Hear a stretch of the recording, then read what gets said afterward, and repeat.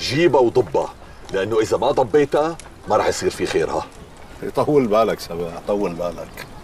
ما أكون بمحلك أنت عملت هيك وأكثر. لي عدة تجارب طبعا. بالبدايات كانت فرصنا قليلة كون أبناء منطقة الجزيرة محصورين بأعمال بدوية أو تاريخية. فيما بعد كان عندي تجربات. أهم المراحل اللي طبعا مريت بعدة مراحل، كان في عمل مسلسل توق أو هدوء نسبي، هذول العملين للراحل المرحوم الأستاذ شوقي الماجري، مخرج تونسي. نقلوني وقدموني بشكل جميل. على أثرهم دخلت دراما السورية والعراقية بنفس التوقيت. كانت عندي مجموعة من الأعمال العراقية بما يقارب بين 12 إلى 14 عمل تلفزيوني عراقي. على أثر الأحداث اللي صارت أو بعد ما بدأت الثورة صار في نوع من التوقف، كونه صار في انقطاع عن العاصمة، صار في عدم قدرة على الوصول. لحد 2016 بدأت من جديد، وكانت تجربتي الأولى مع المخرجة رش شربتشي بعمل شوق، واستمرت الأعمال حارة القبة، كسر عظم أيضا هي من المحطات المهمة لي وقدمني الساحة الفنية بشكل جميل. وبعدها مربى العز، أولاد بديعة وما يليها. عدة تجارب مهمة جدا، فكانت المحطة الأهم بهاي المرحلة هي كسر عظم.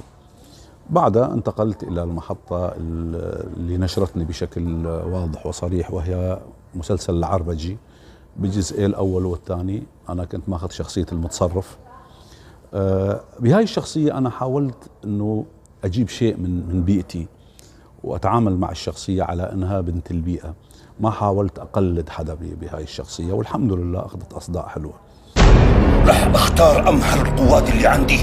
بيجيب لي راس هذا الزرباوي هو وعيلته مربوطين قدامي مثل الكلاب. دراما للأسف، يعني أنا أحكيها دراما السورية أو ما تسمى بدراما السورية، أنا عندي تحفظ على هاي التسمية، لأنه دراما السورية تكون دراما سورية لما تغطي كافة جغرافيا سوريا.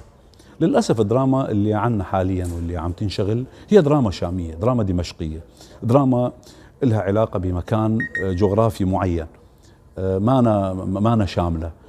طبعا عدة أسباب لهذا الشيء، يعني هي موجهة لهذا الغرض، موجهة لبيئات معينة.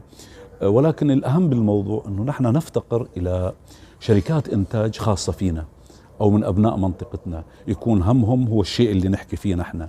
مو موجود هذا الشيء، فالمنتج الدمشقي أو الحلبي أو شو ما كان هو بدمشق ما يهمه أنه يسلط الضوء على بيئتك أو قضيتك أو لا أبدا، هو يهمه المصاري.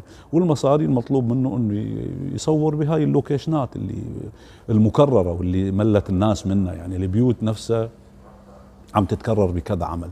يعني بنظرة بسيطة أو تركيز بسيط من المشاهد رح يتذكر هذا البيت اللي شفته بمسلسل كذا من 2 ومن 4 سنين أو. فلذلك الاستسهال هذا مربح للمنتج، يعني ما هو مجبور المنتج أنه يشيل أدواته وكاميراته وفنيين وفنانين وإقامة وإطعام مشان يصور ببيئة أخرى. مو مشروع، وهذا مشروعنا نحن اللي لازم نشتغل عليه. هي من أهم الأسباب اللي تخلينا مغيبين نحن كأبناء مناطق بعيدة. أنا ما أحكي بس عن الجزيرة مغيبة على فكرة، يعني في كثير من البيئات سوريا مليئة بالبيئات المختلطة والجميلة، وهاي البيئات اللي بيطلع منها أعمال مهمة جدا. للأسف يعني ما أنا موجودة، وهاي مشكلة مهمة بالدراما. الدراما تعرضت لكثير من التوجيهات، خليني أسميها. يعني نحن سابقا كنا نحكي بالشللية، للأسف بالفترة الأخيرة نحن ما أحلى الشللية أمام المناطقية. صارت المناطقية داء بالدراما. نتمنى بالمرحلة القادمة أنه يكون في شروط صحية للدراما. احنا درامانا جميلة، ولكن نتمنى أن تكون أجمل، نتمنى أن تكون شاملة، تعطي للناس صورة صحيحة عن سوريا. يعني أنا بأحد المهرجانات من فترة أقيم مهرجان الشارقة المسرح الصحراوي، فاتفاجأت أنه التوانسة والمصريين لما ذكر أنه الفرقة من سوريا، تفاجئوا أنه سوريا وعمل بدوي، شو وينكم هي البدوي؟ فاضطريت أجاوب أنه أنتم للأسف شايفين سوريا هي باب الحارة فقط، وهي الصورة المأخوذة للأسف. يعني يا جماعة سوريا كبيرة، يعني معلش تخوم دمشق كلياتها هي مضارب للبدو الأصلاء، يعني تخوم يعني معلش بدءا من الشعلان، حي الشعلان، وامتدادا إلى آخر البادية، هي بالأساس مضارب بدو إذا نرجع للتاريخ. فلذلك هاي الصورة المغلوطة اللي واصلة للناس بسبب دراما. نتمنى أنه دراما تتوسع أكثر، تخلي الناس تشوف سوريا بشكلها الكامل والجميل. طبعا أنا أحكي هيك لأنه أنا بالأساس ابن بيئة ريفية. أنا نشأت ببيئة ريفية بمنطقة ما بين الحسكة والقامشلي، يعني قرية هي مدينة أو قرية مصغرة تعطيك صورة عن كامل منطقتنا. يعني أنا جاري كردي، وفي القرية اللي بجنبنا أغلبها من أخوتنا الأرمن المسيحية وأصدقاء، ودرسنا بمدرسة واحدة ولا زلنا أصدقاء ونتواصل، وبيناتنا هاي المودة المعهودة عن شعبنا واللي دائما إن شاء الله تكون موجودة. يعني هاي أغلب المشاكل اللي عن دراما حكيت لك إياها. بالنسبة لي أتمنى أنه يكون في عندي فرصة أكبر من يعني، ولكن للأسف يعني الأعمال ممكن يطرح سؤال أنه ليش أنت غايب عن أعمال بدوية أو أعمال بيئتك؟ فالجواب بسيط جدا، لأنه بالأساس هاي الأعمال ما موجودة. أنا حاليا في شباب عم يراسلوني في أكثر من 5 أو 6 أعمال مكتوبة جاهزة عن بيئتنا، ولكن وين؟ ما في.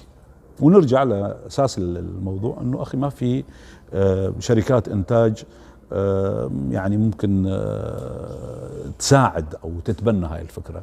نتمنى أنه بالموسم القادم يكون متبلورة الصورة، الشروط الفنية كان واضحة أمام الكل، خاصة مع عودة منتجين مهمين ومنتجين حقيقيين، لأنه فترة من الفترات افتقرنا للمنتج الحقيقي.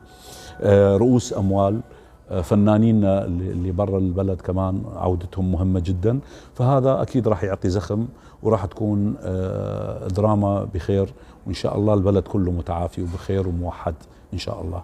شكرا لكم، شكرا لهاي النافذة الجميلة اللي خلتنا نطلع على جمهورنا الحبيب، أبناء منطقتنا اللي نعتز فيهم ونفتخر بتواصلنا معهم، وإن شاء الله نكون دائما بأحسن حال نحن وبلدنا. شكرا لكم. كل عيلته عايشين، بدي النسوان سبايا والزلم خدم بالسرايا.